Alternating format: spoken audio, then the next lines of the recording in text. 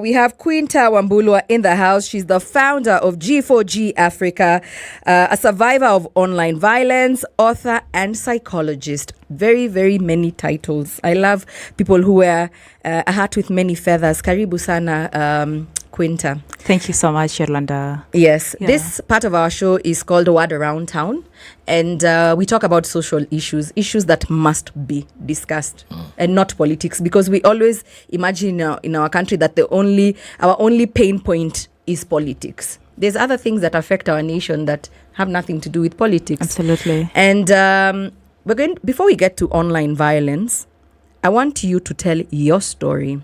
Tell us why you're here, Quinta. Tell us what happened to you. Thank you. I'm so excited to be here. I'm a loyal listener to Spice FL, so I'm really excited. My name is Quinta Wambulwa. I'm a survivor of online gender-based violence. I'm the founder Girls for Girls Africa Mental Health Foundation and author of 2 books. Number 1 is Self-Care Kit to Mental Wellness, and the second one is The Ultimate Mental Health Planner. In 2018, my boyfriend sent me news to the public, and this is how it happened. I met him when I was very young. I was 17 years old. I was in Form 2. Yes. We came from the same village. He was the love of my life, my first lover. Of course, at that time, I was at St. Joseph's Girls Kitale. At that time, of course, my parents weren't okay with it because I was still a student and very young. But anyways, I was in love and I couldn't listen to them. So during this time, of course, I finished my Form 4 in 2014, and then I joined campus in Mombasa, Technical University of Mombasa, to pursue maritime and logistics. During this time, my dad didn't want me to join Mombasa because I've gone to school, primary to high school in the village.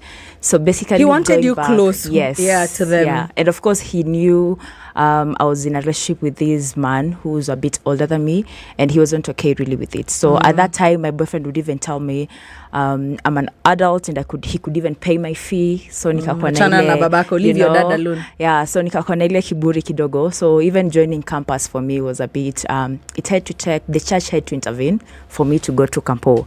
So my dad is a teacher, so definitely he's a harsh dad, but also very good. Yeah. So I joined campus, and of course, this guy was still in love with me, and at this time now it became long distance. He was in Nairobi, I was in Mombasa as a first year, as a second year, as a third year. Every now and then we would communicate when I would see him, but this one moment I didn't tell him, so I gave him an impromptu visit to Nairobi, and I found him in bed with another woman.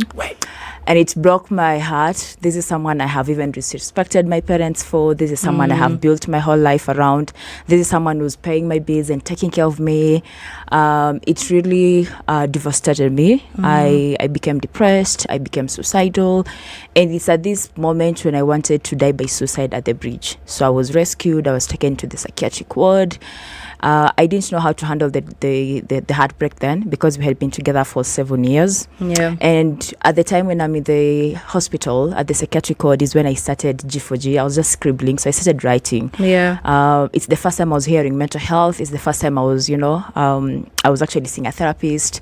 So I got interested in psychology, and I started writing. I said, if I have gone through all these and people even closest to me didn't know how to help me. I shaved my hair. I started using drugs. I used to be a model. I used to be extroverted, but all of a sudden I became introverted, but people didn't know how to reach out to me. And of course, it was really hard during that time, and I felt like maybe it's time for me to start something and talk about my experiences, and this could even help other people to share the experiences. So at that time, while in school, I vied as a president. I started a talk show, Coffee with Quinta. We'll just have coffee and talk, and people were really coming and opening up. Wow. So the movement really grew in school, and the vice chancellor was excited of what was happening, and she actually asked me to speak to the first years who were joining in September 2018. Of course, now movement around mental health in school was growing, and I was getting a lot of publicity by just telling my story and people telling their stories. Yes. And at this time, first years came around 5,000 first years who had just joined university, and I was asked to speak to them, so I did, and I got a lot of publicity from media houses. I was featured on the newspaper, The Daily Nation. Yes. By Lilis Njoroge, did my story on The Daily Nation, and of course she was just, she took my story out to just, of course, show how I have struggled with depression and how I have an organization that is now supporting other women to, speak about their struggles. Yes. And the moment I featured on the newspaper on the 18th of October, that was when 2018, The following day, my ex sent my news to the public. Well. He sent to my dad, my mom. We come from the same village. He sent on Facebook. We had our Facebook village. Sent to school, sent everywhere. So you can imagine I was on the newspaper today and tomorrow your life is over. It took a whole turn. I again became very suicidal. It was really crazy. Especially the village and even myself, because I was still healing. I was still, I wasn't really okay. Yeah. And at that moment, I felt like it was the end of me. Yeah. I planned to take my life. I'm very grateful for my family because they stood close to me during that time. And they really wanted to, just show me that they still love me and care about me. But of course, I struggled with the shame, the embarrassment in public, the cyberbullying that I went through. I deleted my Facebook account. But the damage, of course, was already done. Yes, it was really crazy. And again, I went for therapy. And it's in that I started even writing again through therapy, and then writing my books, just now telling my story through writing. And I also remembered, because this man got me when I was 17. I was very young. I had built my whole identity around him. So him doing that for me really took me at the bottom of the barrel, like completely rock bottom. And for me, I remembered how I was very ambitious. There's a part of me that remembered that, no, I have given all my life to this man because I trusted him. We used to take videos and pictures and I would send him. Long distance relationship, and I trusted him. This is someone I have dated for over 7 years, and we even come from the same village. So for him to even do that while sending all those to the village really killed me inside.